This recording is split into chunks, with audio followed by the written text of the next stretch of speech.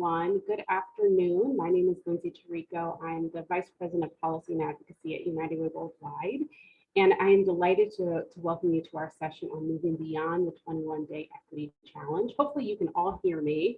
I'm gonna, in a moment, talk through the objectives and the agenda for today, but I wanna go to the next slide and just give us a moment to breathe.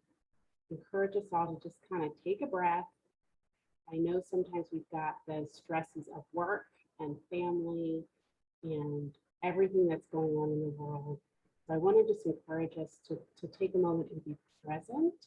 If we've learned nothing else from the pandemic, we've learned that we need to just acknowledge that we all come to these conversations with different biases and perspectives and experiences and stresses that we're dealing with. And we're doing our best, but we need to prioritize ourselves and our mental health as well. So I hope that you can,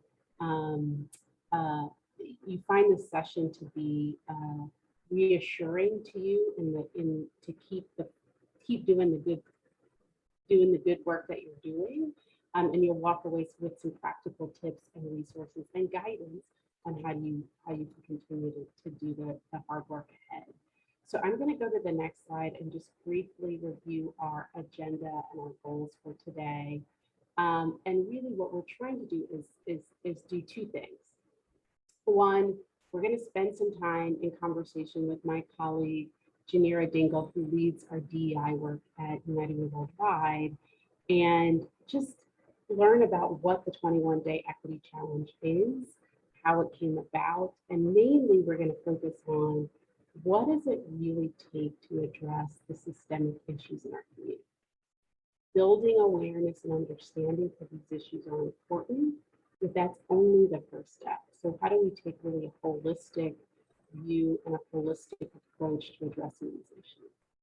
And then of course, the second goal is to provide some concrete examples about what that looks like. I'm really delighted we have Catherine Beane, who's the Vice President of Policy and Advocacy at YWCA USA, who's going to talk about the work that she's been doing both nationally at the local level around integrating equity in the policy work of the YWCA. So lots of great conversations to come. And before we get into the content, I want to take a moment and just get a sense of who's listening. Get to know you all a little bit better and why you came to this conversation and sort of what your background and experience in this work has been. So we have a couple of poll questions. I'm going to ask the independent secretary team to just pull those up now. And the questions are, what has been your experience with participating in a learning session that builds your understanding of issues around equity? 2, what has been your experience with the 21-day equity challenges? And then 3, have you worked to integrate equity in your policy work? So I know it takes just a little bit of time for them to pull up the questions, so we'll hold here for a moment and let the team work their magic, and then we'll move in with our content in just a moment.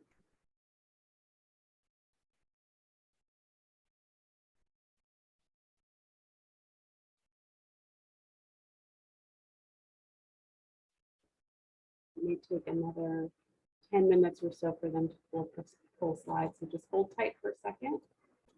Okay, follow me a moment here.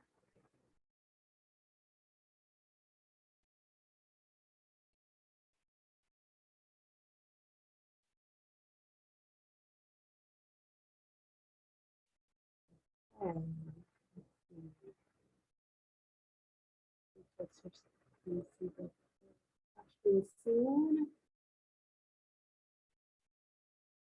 Okay, we're not seeing any responses to the poll yet.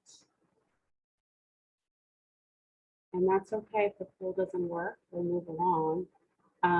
Really, again, we want to just get a sense from you all and what your experiences are. So if you want to just dump that in the chat box and let us know, have you participated in the 21-day equity challenge in the past? And have you integrated policy in your equity work? And and we'll see if we can get any information from the chat box, and if not, we're going to move on. Okay, let's go ahead and move on to the next slide. And really what we're trying to do is, the headline is, and if you take nothing else from this session, take away that building understanding of issues of equity is only a beginning and it's not an end. This should be a launching pad for doing policy and advocacy work. And we're going to talk specifically in this session about what that looks like. So next slide, I'm going to talk a little bit about framing up this session. So let's all remember back to June 2020. It wasn't that long ago, but the state of the country was very different. I think many of us realized that there was a racial reckoning happening in the country that was coming to a fever pitch. And at the same time, I think many of us recognized that these issues did not just come to light in June 2020. There were issues that were happening in our communities for centuries, for some time now. And so, while we recognize that those issues have been happening for years, we know that there was a lot of pressure put on nonprofits to react and respond. And that's really what led to the 21-day equity challenges popping up across our communities. If you can see the next slide, you can see the variety of different 21-day equity challenges that were emerging throughout our communities, particularly those that were led by United Greens and YWCAs.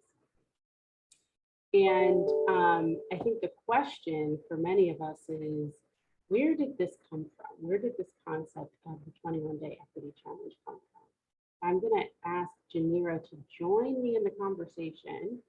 As I mentioned, Geniro is head of our DEI work at United Worldwide, to just give us a little bit of background, context, how did this come about, and sort of, and then we'll have more conversation about what that looks like.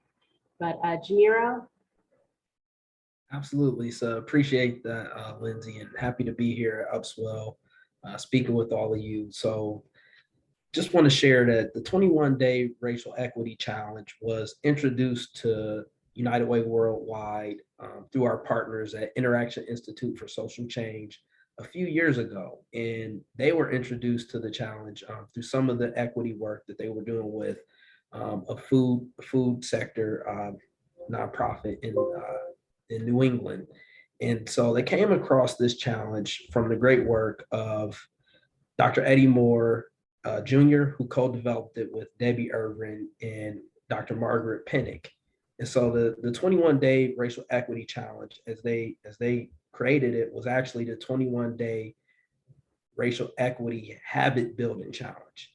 And the premise behind it was that there's some science that points to 21 days of engaged focus on a specific topic allows you to build it and ingrain it as a habit, something that you can carry beyond that 21 days of intense engagement.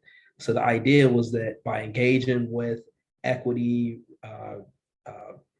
and exploring concepts of power, white supremacy, white dominant culture, folks will have a better understanding of the racial inequality that we see in the world. And so really it was a habit building challenge that was meant to allow folks to engage with a difficult topic in, I think, a very entry level, a very conversational way. And so the challenge really starts off as an experience where folks can, in a safe place, learn and engage with very difficult subject matter. But beyond that, the challenge is so much more. And it really is just a first initial step. So one of the things that many people think about think about after they go through a challenge and they engage with this difficult subject matter is, what to do next. And I think of it, and I think the way a lot of people who implement a 20-day racial equity challenge is an opportunity to call people into work and to call them towards action. I love that, Geniro. Call people into work, and that's exactly what it is. Can you talk to us more about sort of what are the big components of the challenge? What are the big pieces that any nonprofit that wants to employ it should make sure are reflected in that? Yeah, so absolutely. So any organization that wants to implement a 21-day racial equity challenge should have in mind a framework for how they would want to engage with the topic of race, white supremacy, and equity. And so for us, we draw upon some of the resources that we've created for our network, and some of the great training that we received from our partners at Interaction Institute for Social Change. When we talk about racial inequity, we talk about white supremacy culture, we talk about the four levels at which racism operates. So, and we use that as the framework through which we guide our conversation. So for us, race is first conceptualized internally. So we talk about what internalized racism means to white folks, but also for people of color as well. We start off with resources, podcasts, videos for folks to engage with this idea of internalized racism first. Then we scale that up to talking about the ways in which racism operates interpersonally. That's the way that most folks think about racism and how it operates is, individuals or individual actors who engage in racist or discriminatory practices. So we explore that because it's important. It's an important topic to touch on, but we don't stay there. We go beyond that and next talk about what does institutional racism look like? How does racism manifest itself within organizations and within the culture of organizations and structures? And then finally, the fourth level of racism is what many are becoming more familiar with, is this idea of structural racism. So how do systems of organizations and structures produce inequitable outcomes, broadly speaking, in our entire community, in our entire country?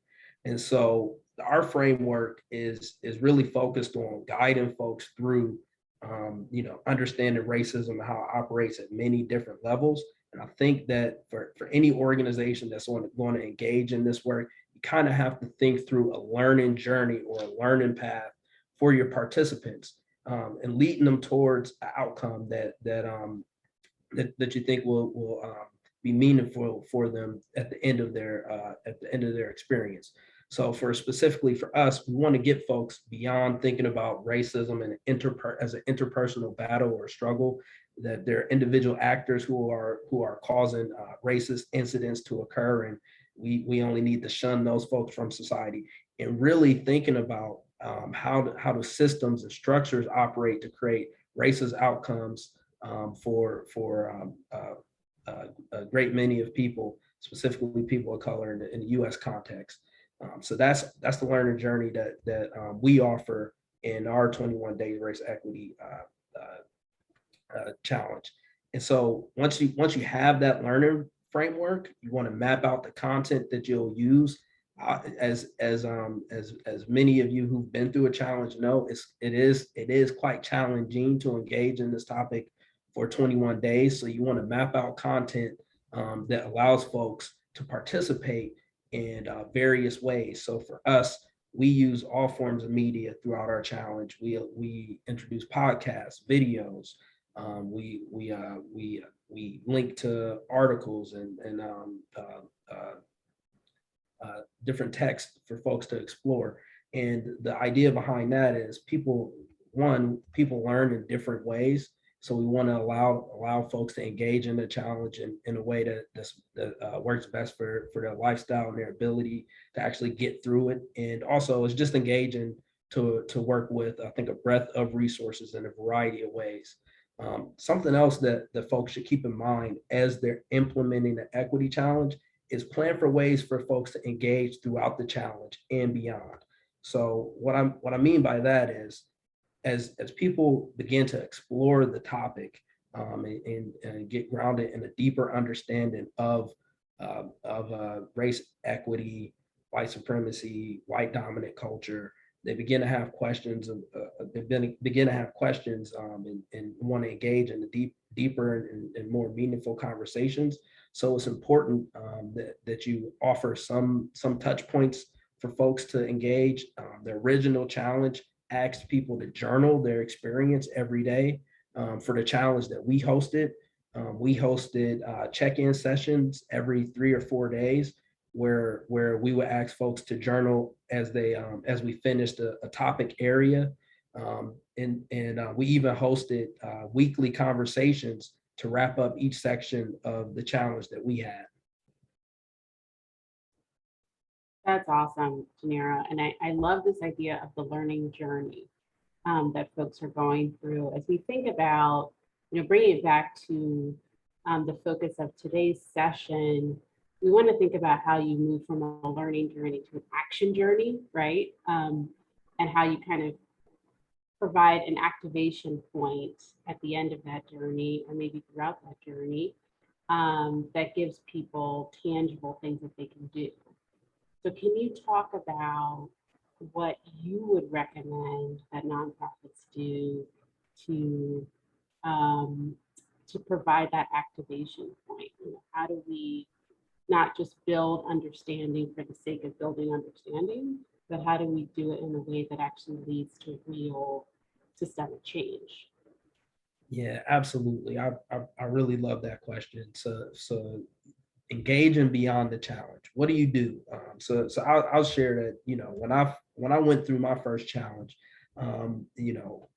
being a DEI practitioner, I was well versed in the topic, but engaging in it in a meaningful way over the course of 3 weeks, it fired me up. I was agitated. I wanted to do more.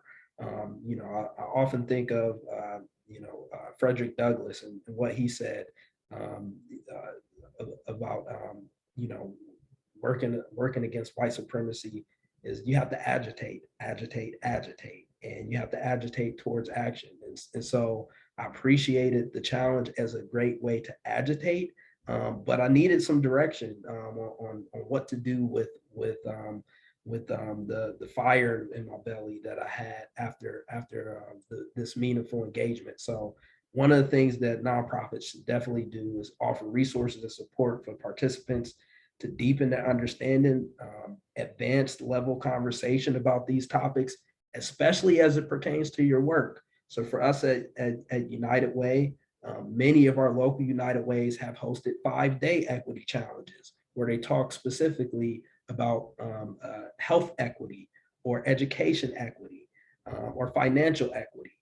Where you dig deeper into a topic where folks can learn how it relates to the mission and the work of your organization. You can design opportunities for engagement throughout the challenge by having calls for action. So one of the things that we did, as a part of our challenge that we've hosted is to ask folks to engage with some of our advocacy work, or to engage more deeply with the work that we do at United Way. So having a plan and call for action is very important. Our local United Ways are shining stars. I want to give a shout out to United Way in Washtenaw County in Ann Arbor, Michigan, and one of my favorite United Ways, and have been a great leader of the equity challenge for our network. And they hosted an equity summit in their community where they announced plans to engage deeper in their work, to pull folks in as volunteers and as funders for the equity work that they were doing in their community. So they had this 21-day buildup to a huge summit where community could come together to think through solutions and what fighting disparities look like in their community. And then finally, I say it's a call to action for us as nonprofits as well. Internal work is very important. I cannot overstate the importance of doing this work internally before you communicate out to your key stakeholders. I think those are some of the first questions you get. So what are you doing? And I'm proud to say that we have our race, equity, and inclusion planning team within United Way Worldwide. And some of the work that we've engaged in is looking at our own policies within our organization, where the inconsistencies in our values lie. How can we make them more equitable? Are we actually having outcomes that are good for marginalized folks, people of color within our organization? How can we improve? So it's not only agitating community to action, but yourself as well, thinking through ways that you can engage and make change internally as well as externally. That's great. And there's so much there that really resonated with me, especially, the last point about you got to get your own house in order first. We got to do the internal work so that our staff reflect the communities that we're serving. And then also we have to connect the challenges to the work of the organization too. So it's not sort of a one-off, right? We're doing our work over here and then the equity stuff is happening over here. It's got to be connected. And so those that have done challenges that are around the impact work of the organization, I could see that being really powerful. So thank you, Geniro. This has been a great conversation. Just shared so many really great gems with us. I want to shift us to a conversation with Catherine. I mentioned Catherine Beane is the Vice President of Policy at YWCA USA. And I'm hoping, Catherine, that we can talk a little bit more about what does this look like? What is a campaign that integrates policy and equity issues actually, how do you do that? And at first, Catherine, I want to say that when I was first looking up the 21 race equity challenges, the YWCA's just kept popping up in my search engine. So clearly, your organization is doing this work. I've admired for many years the work that you and your team does around social justice issues. So I want to hear from you. Can you share where the challenge in particular fits within your broader work around equity? And then, would love to hear more about kind of what those best practices look like. Sure. Oh, thanks, Lindsay. And it's great to join you and Geniro here today. I've scribbled down a good bit of what Geniro was talking about because our experience really aligns with some of what he's already shared. So I'm excited to have a chance to kind of weigh in for YWCA. If we could go to the next slide, I think the biggest thing I would say is that the 21-day equity challenge is a huge component of programming for many of our YWCAs. As you can see from, it's really rooted in the leadership of our YWCA in Cleveland that is headed by Margaret Mitchell, who's the CEO there and who was announced last week as the incoming CEO for YWCA as of January 1st. So we're very excited to have a strong leader centered on racial justice who will be taking the helm at our organization. But really what started there has grown across our network with so many of our YWCAs using it as a component of their programming, especially during our Stand Against Racism activities, which I'll talk about in a minute. This is really no surprise because, as you'll see on the next slide, our mission is to eliminate racism and empower women. And it's that intersectional mission of race and gender equity that is central to who we are and is reflected in really all that we do. And if it's not reflected in what we do, then we have to look in the mirror and do it better because it is really central to the strategic business plan that we have in place, to our advocacy objectives, and to all different components of our work. And by that, I mean, when you take action through our Action Center, you're definitely going to be seeing where there's data or a perspective around racial justice or the impact of an issue on women of color, on a public policy issue. We're going to be highlighting that. Our Stand Against Racism, some of our resources, and many of our events that we host. And like on the right side of this screen, you see a national teletown hall. Our very first one was part of our Stand Against Racism activities. And we really center and try to make sure that we are always taking an intersectional lens to look at issues and have the voices of the most impacted communities as represented in the panels and the community town halls and different forums that we pull together, because that's so central to who we are and what our mission is. On the next slide, you'll see as well represented there our advocacy agenda, which ranges from eliminating gender-based violence and really protecting survivors of supporting survivors of gender-based violence, to voting rights, to our federal budget work, our immigration work focused on the border, and even the reports that we develop there's always going to be a thread that is focused on racial justice and on equity. And the report highlighted here, the We Still Deserve Safety report, just as an example, the general conversation or the common conversation about police violence and police profiling, racial profiling issues centers typically on the experience of men and boys of color. But we've now twice issued a report that really documents the varied experiences of women of color and girls of color and their very unique experience of racial profiling and racial violence at the hands of police and other institutional leaders, whether that's air traffic control, trying to get through security, and not air traffic control, but at the airports, to stops and frisks on the side of the road, to their experiences in schools and other institutions. So again, it's really deeply embedded, the 21-day challenge, in our approach to everything that we do, from our advocacy to our programming. And on the next slide, you'll see a very typical theme for us in our annual Stand Against Racism event, which most of our network participates in, and we invite community partners into, where we've launched a campaign this year to focus on racism as a public health crisis, and to really intentionally work to pass a resolution in Congress. And that, again, is rooted in our local associations and our incoming CEO and the other Ohio CEOs who have been working at the local level to get their town councils, their mayors, and even their state legislature to take action to address racism as a public health crisis. I think the next question, Lindsay, that you had for me was around kind of best practices. Did you want me to talk about that next? Yeah, I mean, I think, we want to make it as clear as possible for everyone what are the tangible things that they could do, either to integrate it within the 21 challenges or to see it as a next step for a 21 challenge, or maybe just working on equity as part of their policy work in general. So yeah, give us some specific examples of what that looks like.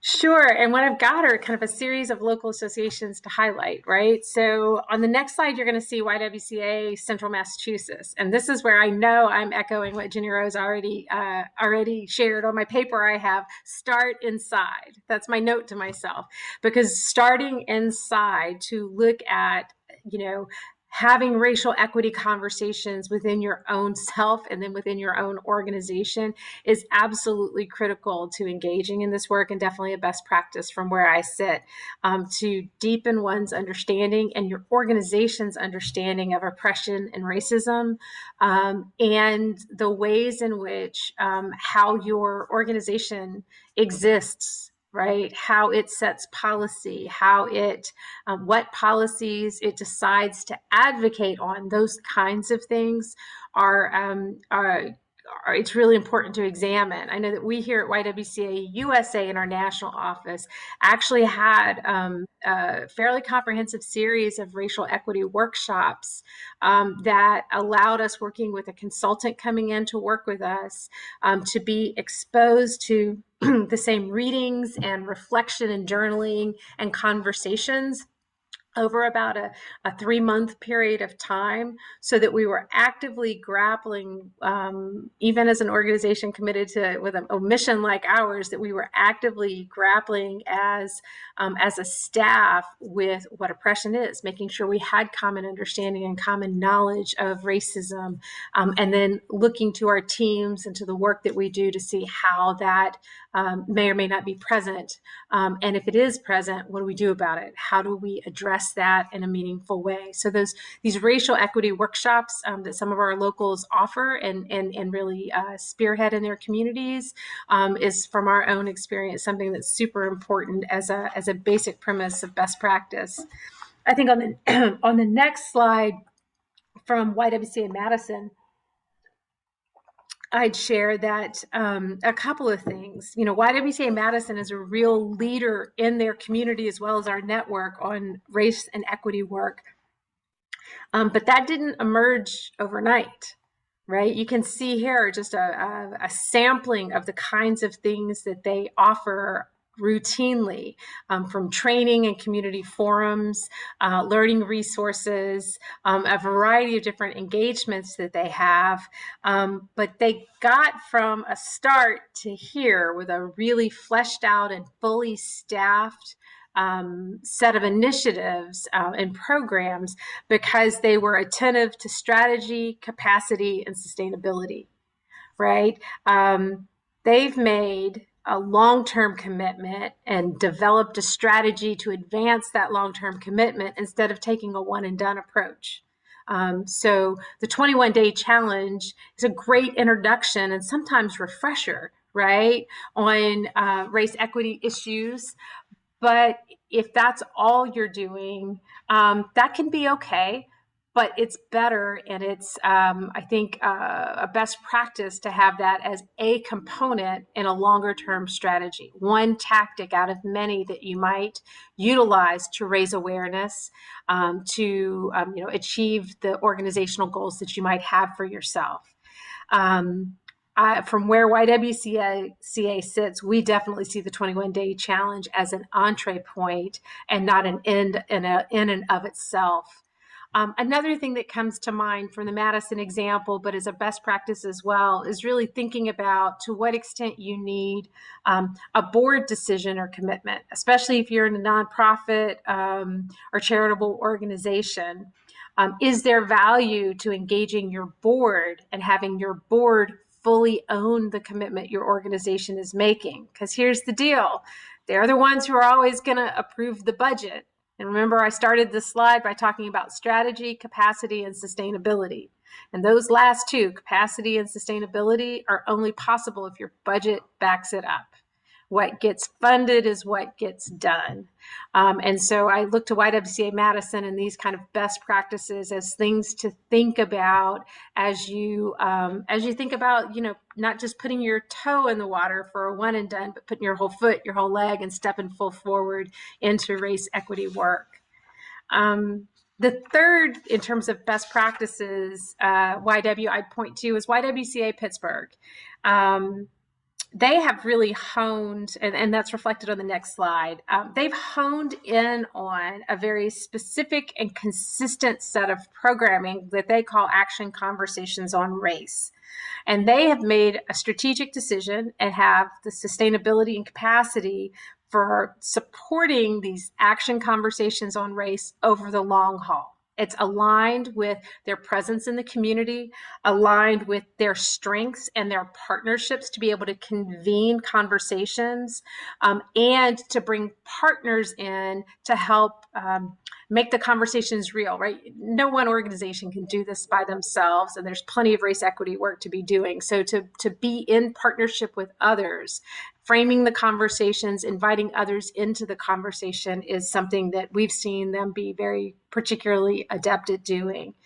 And so that's why I think the best practice that I'd point to is really being attentive to the existing community leaders and identifying where your own presence and strengths fit into the community and what's already being done in the community. I think that, the question always is, should we convene and do something ourselves? Should we join another effort? But if you've done that kind of process of looking internally at yourself, if you've done a good scan of who's already doing what, can we join and support them? Where can we add value in a way that honors the work that's already ongoing, especially if you're about to step into something new or you're about to step into this area? The last thing you want to do is show up on the scene without knowledge of the existing community resources, because that can often be interpreted and appropriately interpreted as being unaware, inattentive. And I think that a true part of doing this work well is honoring the work that's already ongoing, being in partnership, in real meaningful partnership with folks, so that you aren't taking something away from them or by your presence implying that what they're doing isn't good enough, right? You want to be a value add and in partnership, in community, in collaboration with these folks. So when you asked me the question ahead of time about best practices, those were a couple of the things that came to mind. That's awesome, Catherine. And you're getting some kudos in the chat, by the way.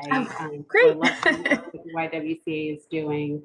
I think there's two things from there that I just want to reinforce. And it's something that I often share with our local United Ways, who really feel like they don't know where to start. And I think one thing you mentioned is authentic listening. And you may not have all the answers. You may not feel like you have the expertise to work on these issues, particularly in the policy realm. Right. But you can start by convening conversations with your community, having authentic conversations and just listening. What do you think it will take to address these issues? I know many of our United Ways have hosted town halls, that's a good place to start. The other thing is that you mentioned, Catherine, is partnering with trusted leaders in the space. And again, you may not feel like you have the clout necessarily to talk on these issues, but partner with your local NAACP or your local leaders, maybe your local YWCAs that are in this space, that have the expertise, that have the influence and the clout, and can provide you with the guidance, and again can support you in doing this work as well. So those are two really important things you touched on that I really wanted to kind of underscore. So thank you for that. That was great. So tell us also about some of the work that you're doing on the national level as well, because this is important work that communities can do locally. What does this look like nationally, and how could national nonprofit leaders be stronger leaders in this work? Absolutely. And before I touch on that, I just want to say your words, authentic listening, I wrote them down again because I can't write that down enough and remind myself. One of the things that I remember from a state advocacy pilot initiative that we undertook a couple of years ago, and my good colleague who's now gone on to bigger and better things, Samantha Davis, did just a phenomenal job of working with our local associations to think about how to listen to the voice of their clients, right? And so in setting a policy agenda, surveying the clients they serve to find out not what the white leader or leader of color in an organization thinks is the most pressing issue facing the community that's served, but asking the community members themselves and having that help drive the setting of a policy goal and the tactics that were developed. So I'd be remiss if I didn't lift up Samantha's tremendous work in that area, and highlight that as something that is just, to me, part of that authentic listening, and really centering the most impacted communities. And then that gets me actually to that national piece. We really grappled, and if we could go to the next slide, you'll see here a letter that came out of last summer. For a lot of folks, George Floyd and Breonna Taylor and Ahmaud Arbery and so many other Black and brown men and women who were killed last summer at the hands of police was not new. But for many people, it was an awakening to something new. And in the nonprofit sector, or not something new, it was an awakening to a long history of this happening. And so in the midst of at the national level, a number of us in the nonprofit sector, including YWCA and United Way, really working diligently on COVID response to make sure that our nonprofits, right, our member organizations had the resources they needed to weather the COVID pandemic and to continue to provide services. Our nation was grappling with some of the most challenging racial dynamics that many folks have seen in their lifetimes. And a small group of us kind of broke away to really grapple with what can we, while the COVID response is going on over here, what can we as a group do together? Because it's past time to let, racial justice work isn't part of our mission, doesn't cut it anymore, right? We felt that as a group. And I'd say about 12 organizations altogether came together to work on drafting a statement of principles that ultimately, I think 30 or so organizations, 35 or so national organizations signed. And what's demonstrated on your screen right now is the letter that came from that, a fairly simple, straightforward set of commitments that the undersigned organizations joined. And the one that's highlighted is that we made an individual and collective commitment to dismantling racism, systemic racism, to redressing past discrimination, and to advancing equity within our organizations, in our communities, and in our nation. In the next paragraph, we talked specifically about committing to achieving a much more comprehensive approach to justice and safety, so that we'd be advocating for investments in resources for schools and childcare and mental and behavioral health and job training and all of these things that we know contribute to healthy, strong, safe, and vibrant communities. In the next paragraph, the fourth commitment is to, as we do the work of strengthening communities, which many of us in the nonprofit sector already share as a goal, we recognized and committed to listening to and lifting up the voices and experiences of the most impacted people and communities. And then finally, as we were evaluating programmatic work, policy work, legislation, we committed to very specifically examining the extent to which any proposed program, policy, or legislation decreases racial disparities and oppression, especially in those systems that are known to disproportionately and negatively impact people of color. This took us a couple months to get here.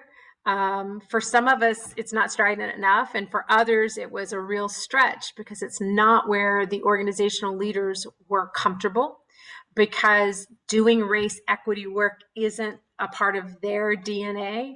But what was most important is the breadth of organizations and the different kinds of organizations who stayed together to work it out and get the language right to get as many groups signed on as possible.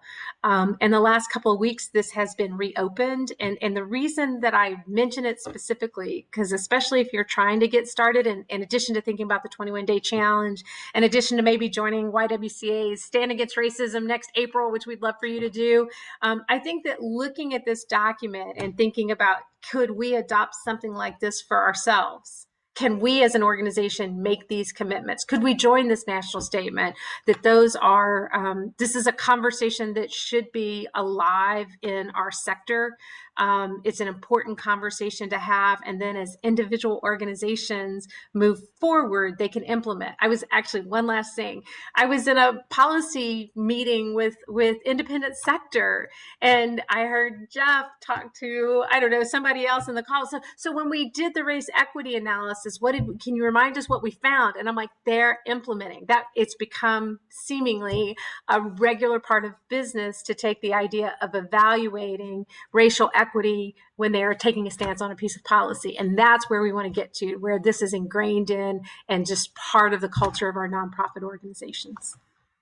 Yep, that's right, Catherine. And I have to thank you for your leadership, pulling this letter together, building supporters. It really felt like a if not us, then who moment. Because as nonprofits, we are serving the communities that are most disproportionately affected by inequities. And if we're not talking about these issues, who else is going to talk about them? So I'm so glad that you and YWCA and so many organizations really created this vision and this statement for so many nonprofit leaders. And I think that this is a first step, as you mentioned, but an important first step. So with that, thank you, Catherine, for sharing all of these great examples. And we do have a question in the chat, and I want to encourage folks now to, if you do have questions, feel free to go ahead and put that in the chat. We have about 10 minutes for questions. And I'm going to invite Geniro to come back into the conversation to address a question that we have about intersectionality. So Catherine, Geniro, if you could address this question. So the question is, should nonprofits apply an intersectional equity lens that includes social identities that extend beyond race, such as gender identity, sexual orientation, class, marital status, religion, abilities, age, or citizenship, etc., to this work as well? So intersectionality is a big, loaded question, but it's an important one that we need to figure out because people are complex, right? And so, how would you all respond to that?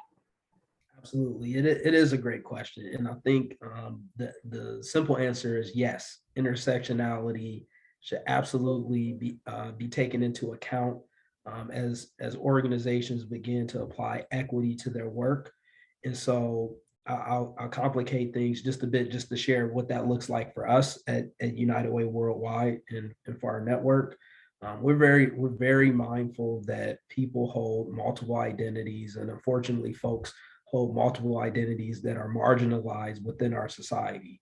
And so, if you think about our impact areas, Lindsay, of health, education, financial stability, what we know is if we look at aggregate data, where we want to be as a country and as a nation. So I'll speak specifically in the U.S. context here. Is not where we are currently. And if you disaggregate the data, what you find is specifically around racial lines that people of color, that Black folks in particular, have the largest gap in our stated impact goals. And so there's a need for us to disaggregate the data to find that.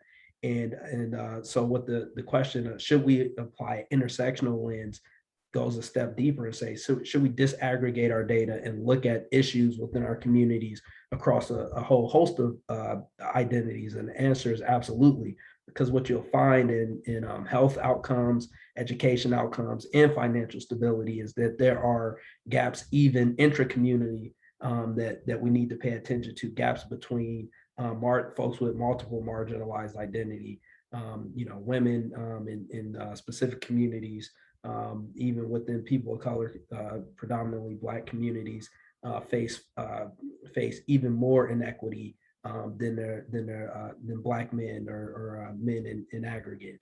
And so, yes, intersectionality should absolutely be applied. Our perspective is that race is the foundational inequity in our society.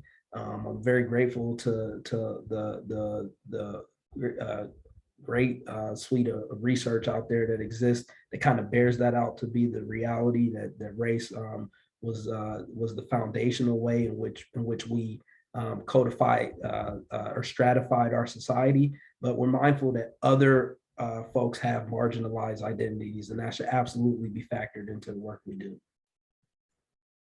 Thank you, Geniro. Catherine, anything you would add about that piece? I know, particularly for YWCAs, your staff, and I'm sure the people that you serve often are women of color. And so how do you think about intersectionality?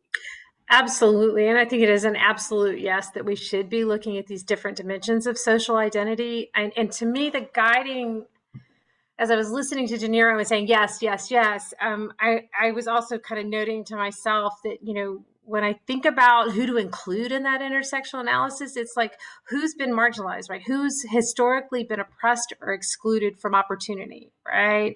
Who in our communities is experiencing disparities that aren't positive, right? Disparate negative outcomes from a particular policy, which is the lens I typically, I'm a policy person, so that's what I'm thinking about.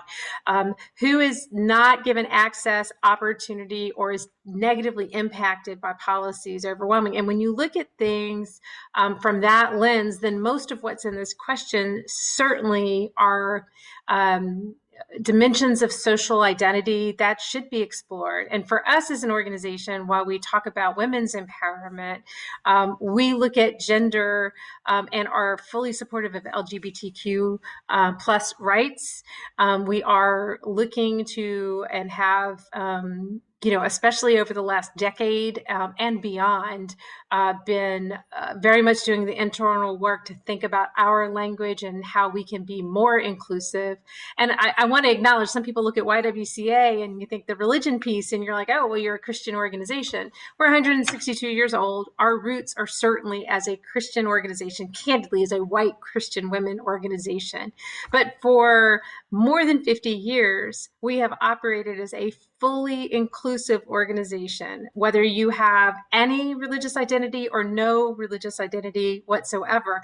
Our doors are open. You are centered in our mission of eliminating racism and empowering women, and our programs and services are offered to you. So we are now YWCA, not Young Women's Christian Association, precisely because that reflects the true spirit of who we are. And we certainly recognize our roots. Not all of that is a bad thing. It's a service piece, but there are limitations to that origin story. And we have sought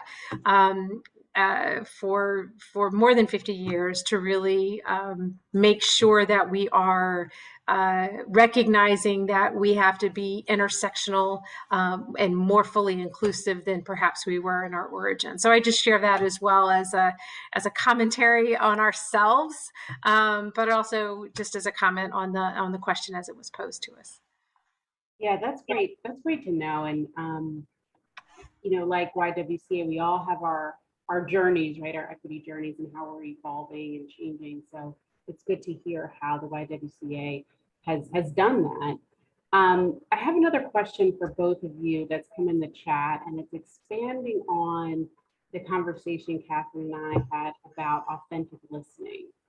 And the question is, how should nonprofits identify opportunities to expand engagement and solicit input from communities and groups who are impacted by proposed policy? Really good question. Mm-hmm. Catherine, do you want to take that? Sure, I'm going to give you a lawyer answer, and it all depends. And I don't practice law anymore, but that's really what came to mind, because there's not one, I don't believe there's a cookie cutter way or a prescription for doing this work well. It depends upon what the policy is and who's impacted it. And are those the people that work for you? Are they your staff? Are they your board members? Are they the community that you served? Are they, from a YWCA lens, perhaps my organization doesn't, I did a whole bunch of work and we did a lot of work at our southern border in 2017, 18, 19, really trying to lift up what was happening to children and families as they crossed over. But for some of our YWCAs, they don't work directly with immigrant communities. They don't work directly with the undocumented community, right? So how could they listen and appropriately prioritize and get input about the issues that touched on that? And the answer is simple. You look to your partners.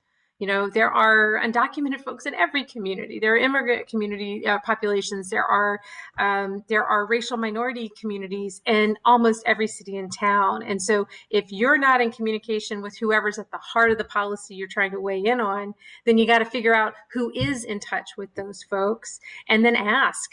You know, we want to weigh in on this, but we want to do this and listen in an authentic way. What is the most respectful, authentic way that we can do that doesn't burden those folks or further traumatize them or do, what do they call that when you kind of breeze by and look at the trauma, right? Drive by trauma kind of, it's like the traffic accident that's happening and you're just driving by or you're taking the trip just to see the oppression that's going on and then you're not committed to doing something. There's something about how you approach that conversation. I know there's a phrase that gets used a lot that I'm not coming up with in the moment, but you have to come into that with your own objectives and your own respect really carefully identified. What are you trying to get out of it? And are you objectifying that group or are you coming in for a conversation and you're not burdening them with teaching you what you need to know, but showing up as a true ally so that you can advance the work?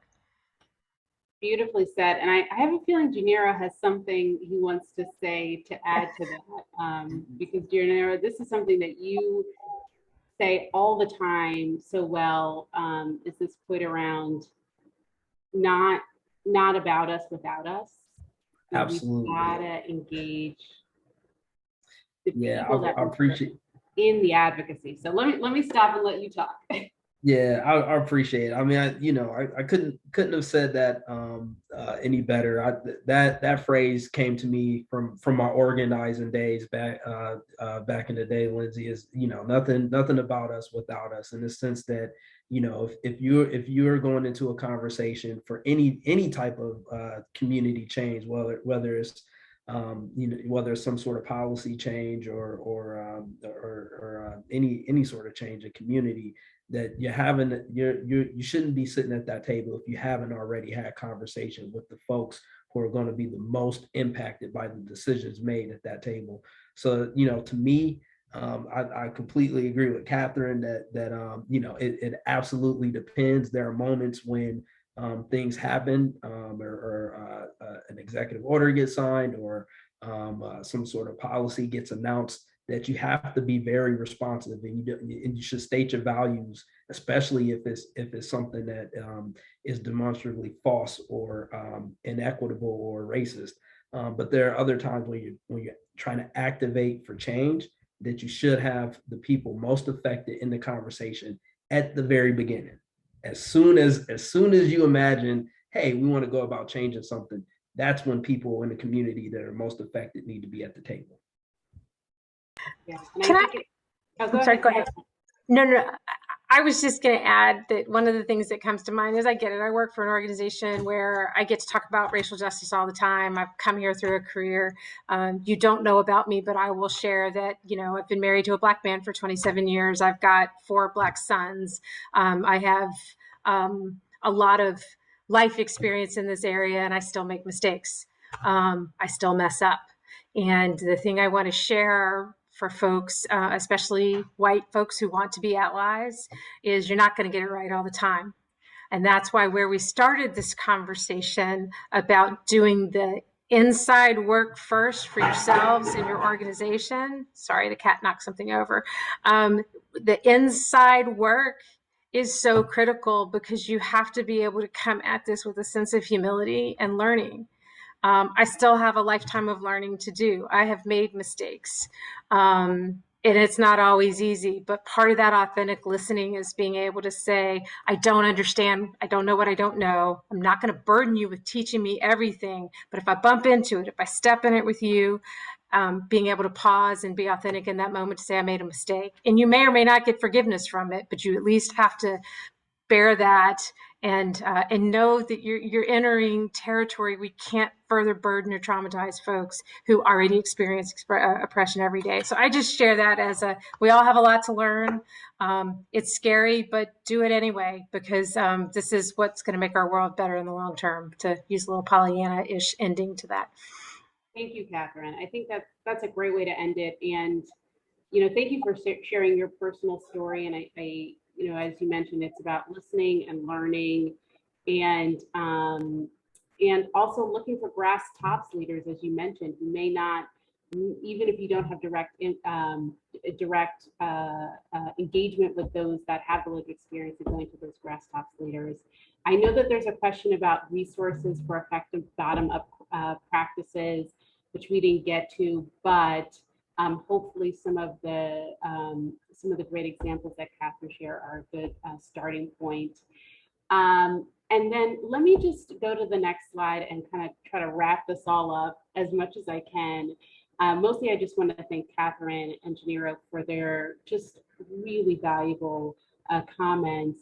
But I want to leave you with a couple of things. One is, these are overwhelming issues. These are very tense issues in our communities, but know that you have power and influence, and you can use it. You can engage your donors, your supporters, your advocates in these issues. They are probably hungry for ways to engage. So don't miss this opportunity to engage them. You can start by acknowledging the inequities and injustices in our systems. And I think Catherine did that so effectively through the nonprofit racial justice statement. It starts with a statement, and also integrating it in your policy agenda, making sure that you're talking about issues of systemic racism and all of the different policy issues you work on. Know that this work is not comfortable. Know that you're not going to get everybody to agree. You might annoy someone. You may alienate a donor or two that does not want to talk about equity, but that doesn't mean you should let fear hold you back from working on these issues, because they are the right issues to work on. So productive discomfort is necessary, and it's okay. And you can't change the tide on 400 years of systemic racism in 21 days. Again, the 21-day equity challenges are really important opportunities and tools to build awareness, but awareness is not enough to address the issues in our communities. We've got to think bigger, we've got to think bolder, and so that requires real policy change, which will take time, right? And then, as we mentioned at the end here, focus on shifting power to people that are affected by the problems, people that are closest to the problems. And that's a shift that we need to make as a sector in all of our work, having people from the community on our boards, having them build our strategies around our impact work. And that includes our policy work as well. Advocating not only with people, or not advocating not only for people, but also with them as well. And then finally, look for ways to inspire, to mobilize, and to advocate in your communities. So with that, I know we're over time. I want to thank you all for joining us today. And we're going to go ahead and stop the live stream. And we appreciate your time today. And what a great conversation. Thanks all.